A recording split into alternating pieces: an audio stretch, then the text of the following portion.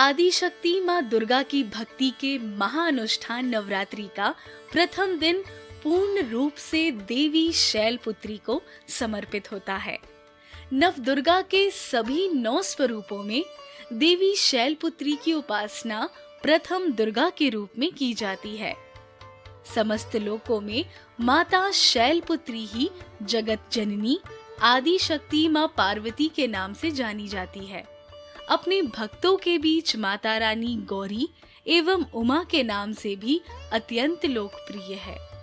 आइए अब जानते हैं माँ शैलपुत्री के अद्भुत स्वरूप के बारे में। शास्त्रों में माँ शैलपुत्री का स्वरूप चंद्र के समान बताया गया है। माँ के मस्तक पर स्वर्ण मुकुट में अर्धचंद्र उनकी शोभा बढ़ाता है। देवी जी वर्ष अर्थात बैल की सवारी करती है, अतः इन्हें वृषारूढ़ा भी कहा जाता है। माँ के दाहिने हाथ में त्रिशूल व बाएं हाथ में कमल पुष्प सुशोभित है। साथ ही चमेली का पुष्प भी माँ को अत्यंत प्रिय है। आइए माँ शैलपुत्री की उत्पत्ति की कथा शुरू करने से पहले एक साथ मिलकर माँ के इस पवित्र मंत्र का उच्चारण करें। ओम देवी शैलपुत्रे नमः। इस प्रकार माँ के स्वरूप के बारे में तो आपने जान लिया। आइए अब माँ शैलपुत्री की उत्पत्ति की मार्मिक कथा सुनते हैं। शिव महापुराण के अनुसार एक बार प्रजापति दक्ष ने एक बहुत बड़े यज्ञ का आयोजन किया था।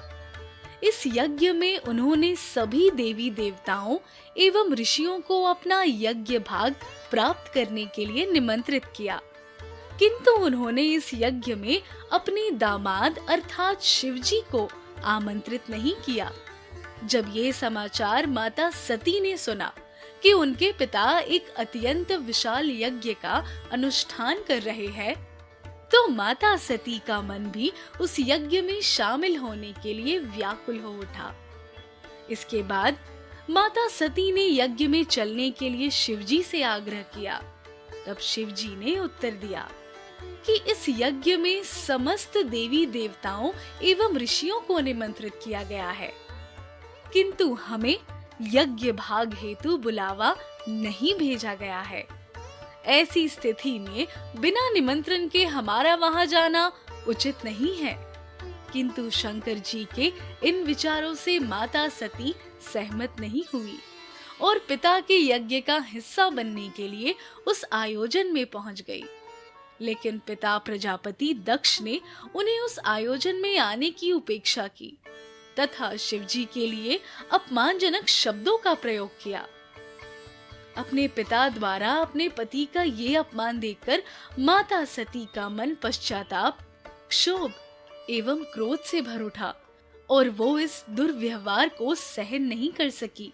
उन्होंने उसी क्षण योगाग्नि द्वारा स्वयं को भस्म कर लिया। इसके बाद अपने अगले जन्म में माता सती ने ही पर्वतराज हिमालय की पुत्री के रूप में जन्म लिया। इस बार वे शैलपुत्री के नाम से विख्यात हुई। माता सती के समान ही माँ शैलपुत्री महादेव शिव की अर्धांगिनी बनी। तो ये थी माँ शैलपुत्री की उत्पत्ति की कथा। आइए अब नवदुर्गाओं में प्रथम देवी शैलपुत्री का महत्व एवं उनकी साधना से प्राप्त होने वाले लाभों के बारे में भी जानते हैं। माँ ने अपने शैलपुत्री स्वरूप में अत्यंत कठिन तपस्या करके महादेव को पति के रूप में प्राप्त किया था।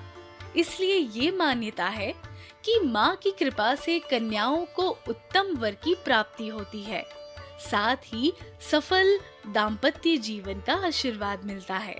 धार्मिक ग्रंथों के अनुसार भाग्य का प्रदाता ग्रह चंद्रमा भी देवी शैलपुत्री द्वारा शासित होता है। चंद्रमा के किसी भी बुरे प्रभाव को आदि शक्ति के इस रूप की पूजा करने से दूर किया जा सकता है। माँ शैलपुत्री की उपासना से साधक का मन शैल अर्थात चट्टान के समान स्थिर और एकाग्र हो जाता है, जिससे विचारों में मजबूती आती है और आत्मविश्वास भी बढ़ता है। इस प्रकार आपने जाना कि प्रथम नवरात्र पर माँ शैलपुत्री की पूजा अर्चना से विशेष लाभ मिलते हैं। इसलिए आप भी अपने समस्त कष्टों के नाश के लिए माँ शैलपुत्री की विधित पूजा कीजिए और अपने प्रथम नवरात्र को सफल बनाए। प्रथम नवरात्रि की पूजा विधि से जुड़ी महत्वपूर्ण जानकारी के लिए हमारे अन्य वीडियो एवं आर्टिकल जरूर देखें। आपकी ये नवरात्रि शुभ एवं फलदायक हो, इसी कामना के साथ हम आपसे विदा लेते हैं। जय माँ शैलपुत्री की।